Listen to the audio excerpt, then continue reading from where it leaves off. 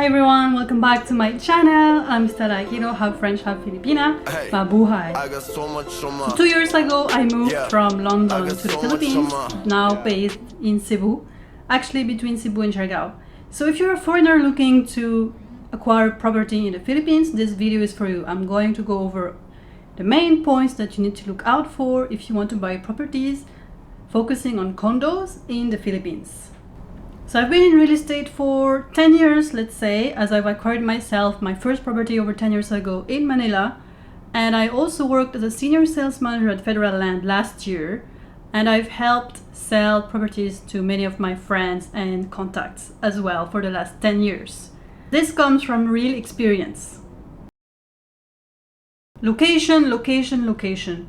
This is true for everything. If you want to buy a condo, may it be existing or pre-selling, always look at the location, the infrastructure surrounding it, flooding, this is a big theme right now, future infrastructure, reliable utilities, and demand for rentals or resale.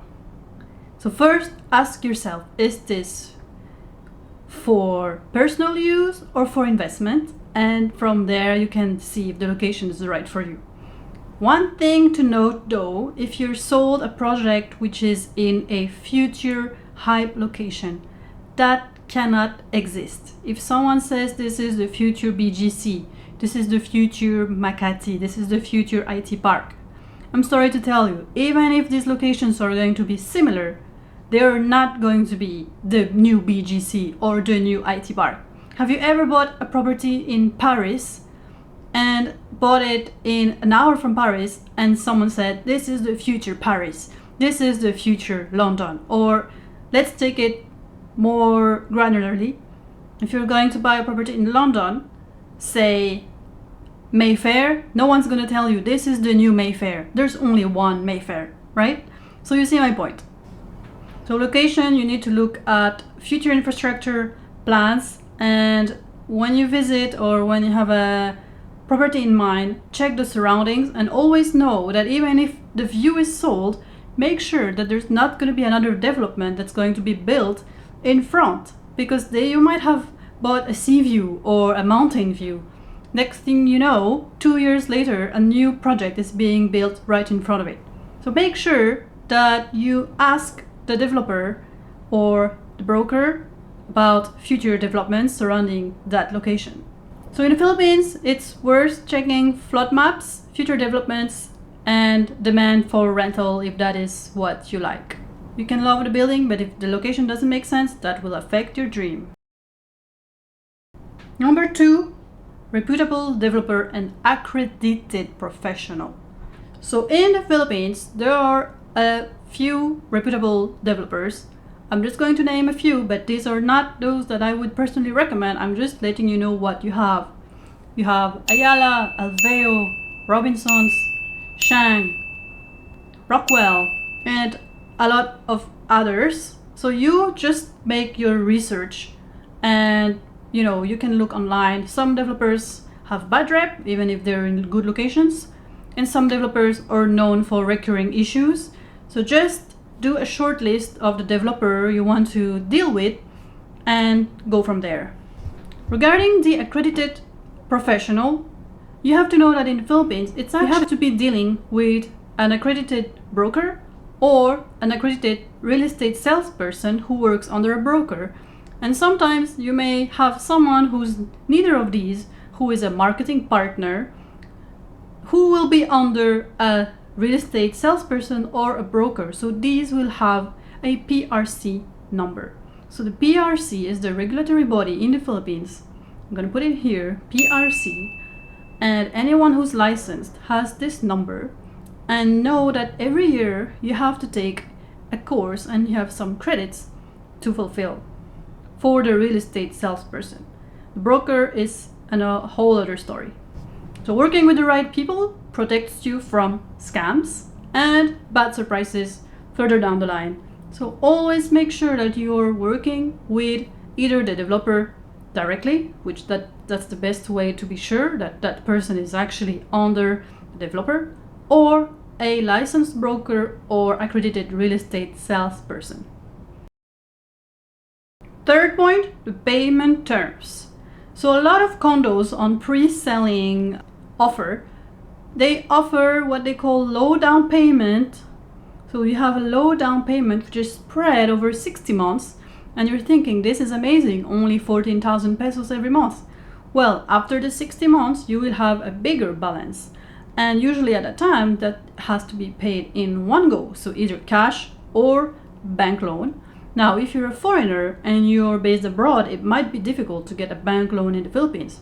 So just know your options and know that the monthly payments can really be flexible. So if they're offering low down payment, maybe ask for a slightly higher one so that at the end your balance is not that big. So that's personally what I did. I asked for a slightly bigger monthly so that at the end my balance was a little bit smaller. Now, if you can pay in cash. So when you pay cash, you can negotiate a discount. Now, paying cash for a pre-selling project might be scary. I would personally not do that unless it's a very, very reputable developer. But yeah, if you pay cash, well, cash is king. You can get a discount and everybody is happy. Point 4, check and recheck the fees and the terms. So if you're buying a resale, know that there's some fees involved for the transfer of the title, for example, and make sure that you understand who is paying what, the buyer, the seller. And for the pre-selling, know that at turnover you will have to pay additional fees, like moving fees and other fees. So maybe check that with the developer when you're buying a property. And once the unit is turnover, you will have to pay association dues, of course, the monthly bills, utilities, and every year you have to pay the real property tax. So make sure you budget for this. Usually, if you're planning to buy for investment, your rental price will cover all of these and even more. So it shouldn't be a problem, but just know that if you're thinking that once you pay, you're gonna live and you have nothing then to pay because you own a condo, well, no, you have to pay association dues, you have to pay the bills, and then the real property tax. Now, I have 2 tips. Pay your property tax in advance and you will get a discount. Same for the association dues. If you can, ask the management, the admin of your real estate property, if you can pay association dues in advance. If you pay 1 year association dues in advance, you should get a discount for the overall. Ownership rules for foreigners. Now, foreigners can legally own 100% of the condo, given that the overall condominium is owned 60% by Filipinos. So 60% should be Filipino owned, and then 40% can be owned by foreigners. So if you're buying pre-selling, that's easy to check because at the moment that you're sold that unit, the developer will know what has been sold to who. So if you're going to buy a resale, just make sure if you're buying from a foreigner, then that will be fine. If you're buying from a Filipino seller, just make sure that you're not within the percentage that will break that law. So for condos, you can 100% own the condo, and for land, that's another story. Foreigners cannot own land. Okay, so if anyone says you foreigners cannot own in the Philippines, blah blah blah, yes, they can own the house, they can own the condo, but they cannot own the land. So to recap, choose the right location, work only with accredited professionals, understand your payment terms, be aware of all the fees.